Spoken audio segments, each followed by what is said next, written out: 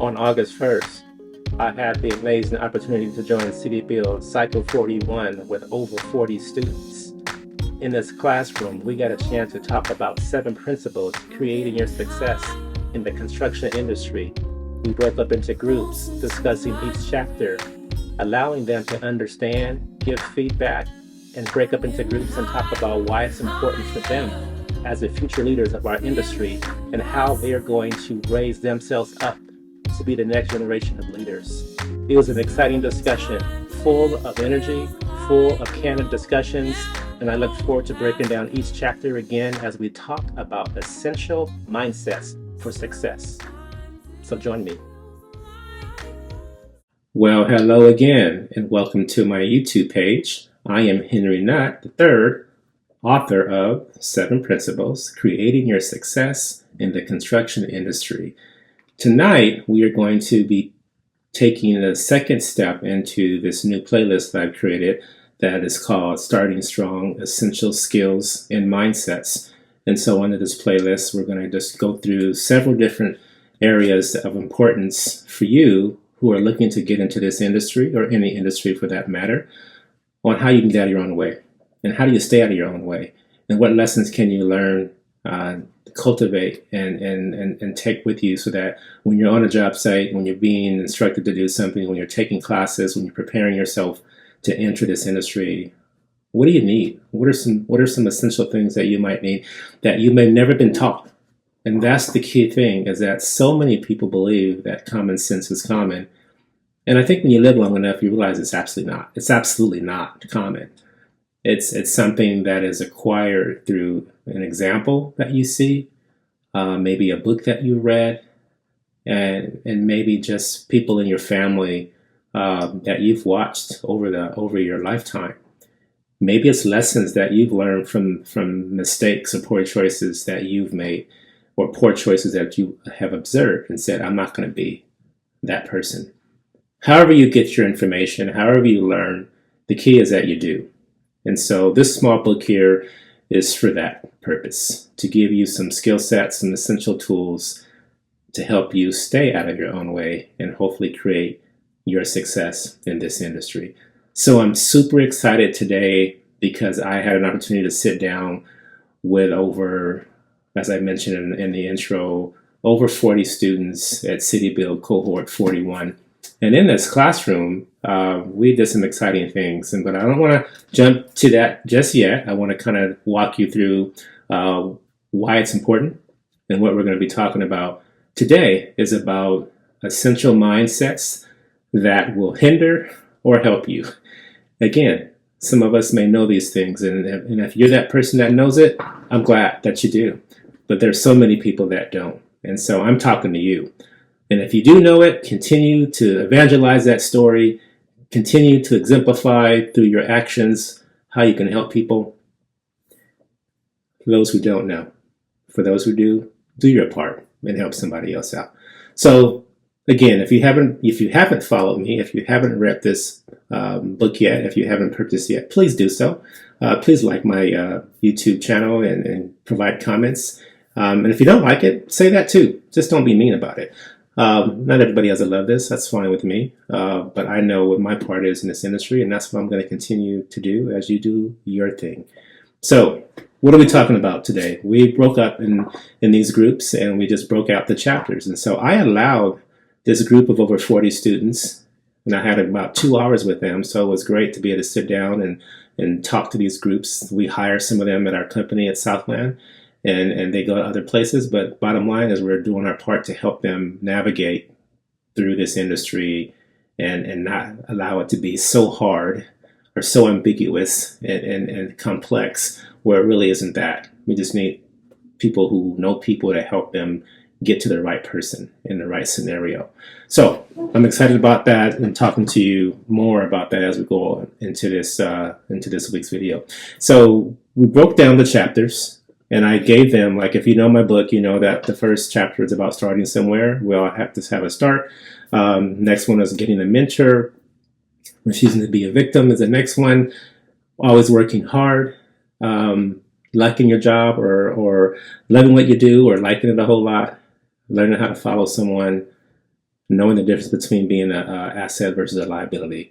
And so we just talked about those things, and then I had them break up into groups and sit there for like 15, 20 minutes in groups of between 5 and 8 people.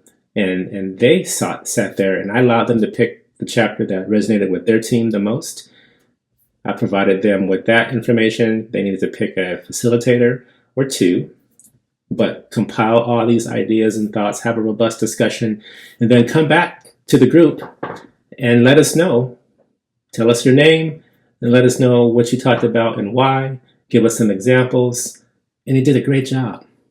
And just sitting in that environment, forcing them to talk to each other about real things that go on, real hindrances that may have occurred in their own lives, and really being able to extract their own solutions. So it wasn't me just talking about how you fix something. It was, how do you navigate? And I heard some great things like, I've had a job before, and how my boss didn't treat me fairly, and how I had to slow down and respond, or when I didn't do it the right way. One person actually talked about being on a job and deciding that they didn't want to work there anymore, and they left. No announcement, no 2-week notice, no 1-day notice, just said, I'm done, and walked out. And said that, and was open to everyone and saying, I know it was a bad move, but able to sit there in that room of over 40 people and talk about what they've done, but then what they learned in that scenario and why and how they will not repeat that kind of mistake or that decision that can hinder them in their next part of their lives and their career. So it was great to hear those kind of stories about the things that the students learned, the lessons that they pulled and extracted from the decisions that they made themselves or observed from others. And so that's what it was all about. It's about exchanging ideas and knowing that you're not the only one in a room that may have gotten fired. You're not the only one in a room that may have cussed your boss out before. We know that doesn't end well when you do that. But being in a room where you can talk about those things in a very practical and safe environment was powerful. It was fun. It was exciting. The time just flew by, and it was their 3rd class of this cohort. And I got a chance I tell them, as a sheet metal worker, I can talk to you about sheet metal. I can talk to you about Local 104 is my union. I can talk to you about our other affiliates in our Local 38. That's a part of our group as well, of people that we hire, 467, all these different plumbing and piping unions in the Bay Area. But more importantly for me at that point, it's really about setting the foundation. So that class I get a chance to talk to at the very beginning of each cohort to kind of get them set up with here and here. It's really about your mindset, your heart, and your mind. How are you going to show up? You can get the tools, you can get the information, we can build the stuff, you can learn the lessons in regards to the crafts and the techniques. And I said there's people smarter than me that are doing it even more than I have been doing it, that will come and talk to you and walk you through a workshop and get you the hands-on stuff. But if you can't get your heart and mind in line and gear and ready to show up and be ready and get your proper rest and all that kind of stuff, just to have, it's like the pregame. If you're not going to be ready there, the best tools and techniques won't even help you because you're checked out in your head. And so you probably won't even show up on time. And when you do show up, you have a poor attitude. So you're not going to create success for yourself. You're going to get in your own way. And so those are the things that we talked about. So I want to break down just a few things. This is not going to be a long video.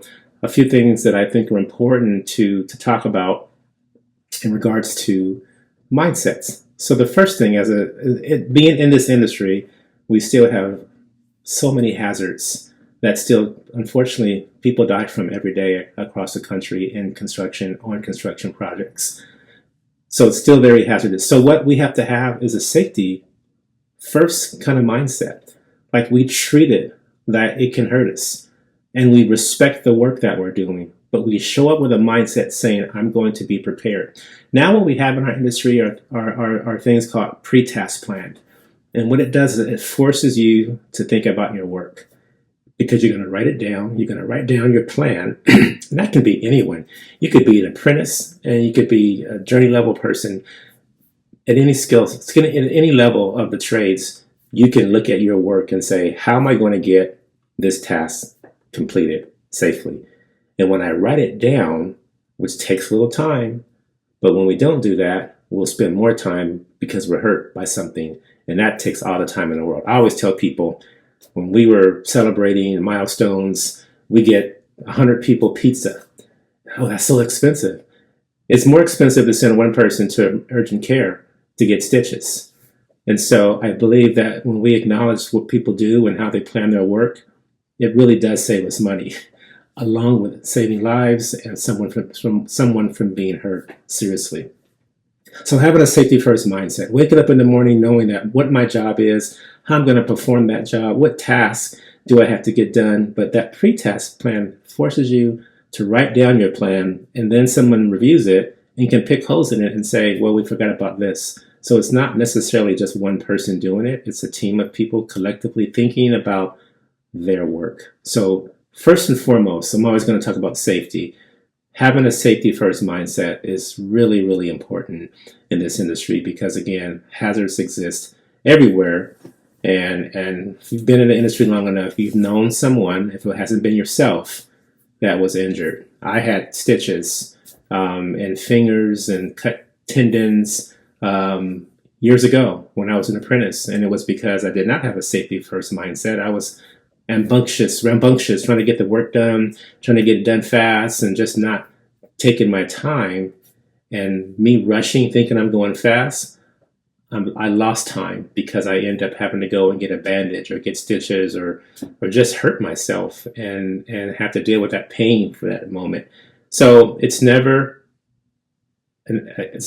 never help you to just go fast and not think about your work. So always remember that you're in this industry is that you come with a safety first mindset. There are organizations that spend millions of dollars a year as an investment to make sure that people stay safe. And when they don't spend that money, when that investment is not made, they will probably spend more of that money because people are injured and hurt. And then you're injured and hurt and you have a reputation as a company, you don't get work. So it's really important. Safety first is not just a slogan. It's really important to have that mindset. It's the safety first mindset.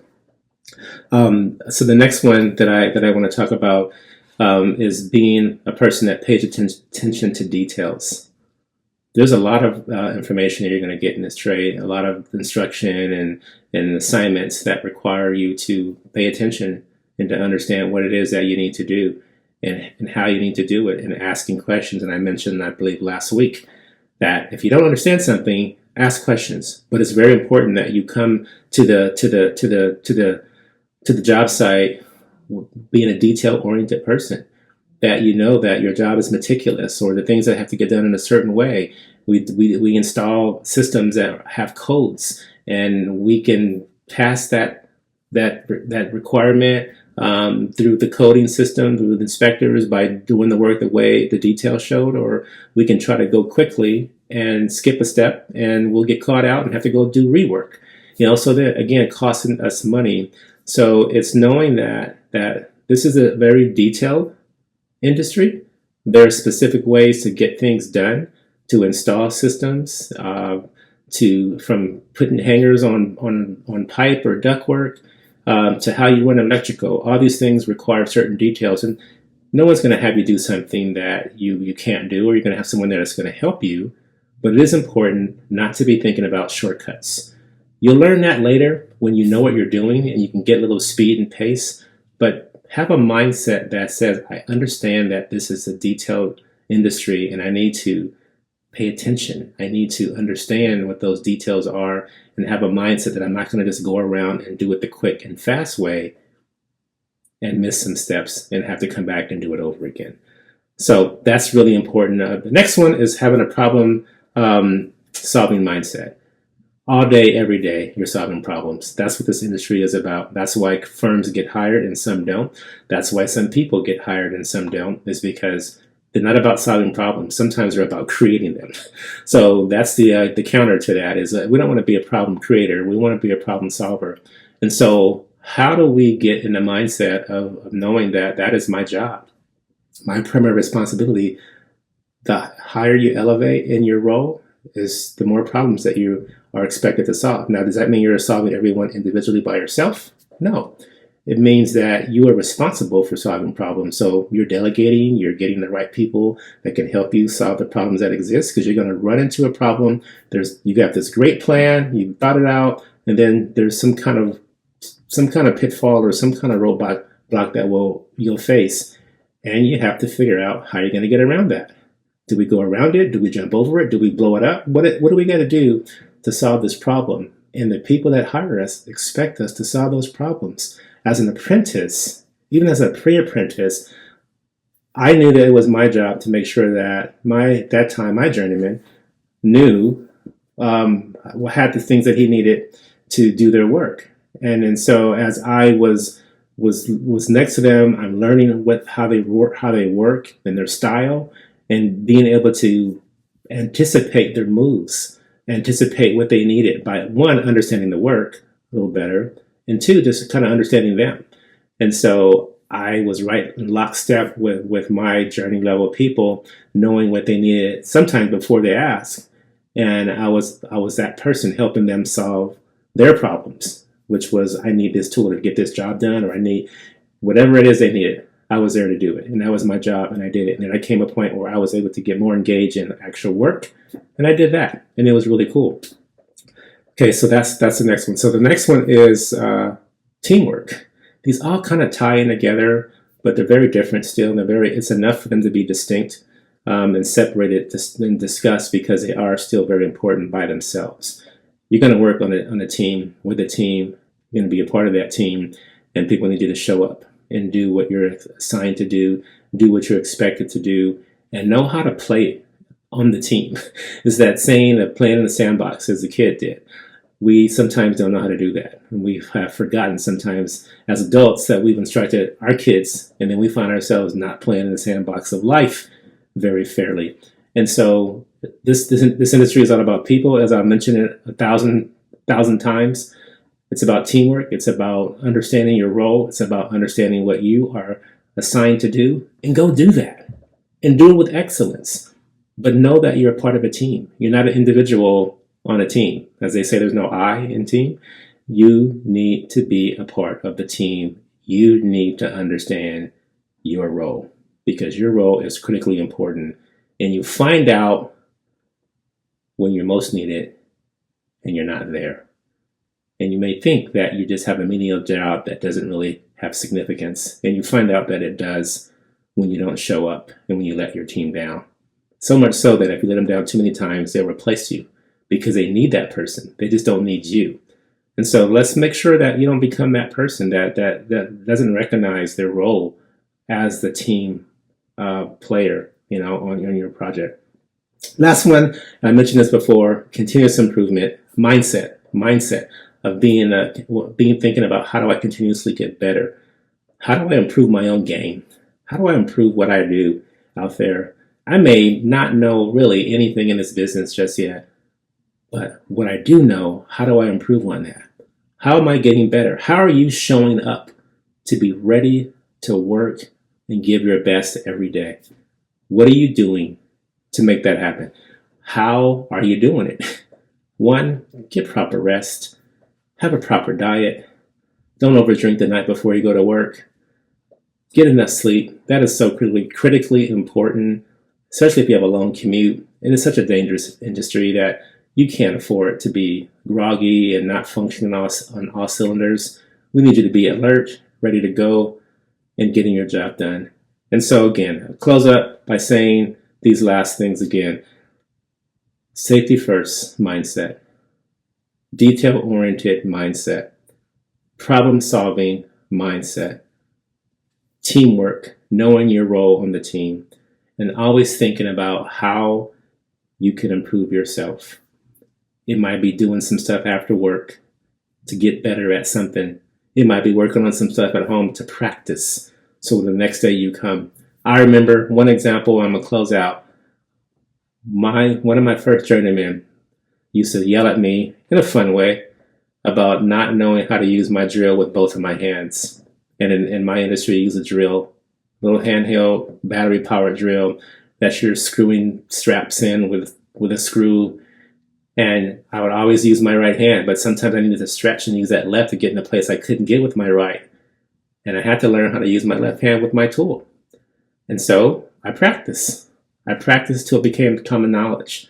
And I could use left and right. You would think I'm left-handed sometimes the way I can use it, but it wasn't like overnight. It was practice. It's just if you play basketball, when you don't have a left hand, if you're right-handed, if you don't have a right hand, when you're left-handed, you're really like kind of one-dimensional. And so one of the first things you do is learn how to dribble that ball without looking at it so it feels comfortable with you on both hands. But it doesn't happen overnight. And so practice, practice, practice, practice. And perfect practice makes perfect. Not just practice, because you got to practice it right. And so look to continuously improve. So thank you for taking the time to listen to me today in this video. And remember, the essential skills that you need to hinder or help your progress is what we talked about today. I hope you enjoyed this video. Please comment. Please like the video if you enjoyed it. And I look forward to seeing you on the next one. So make it a great day.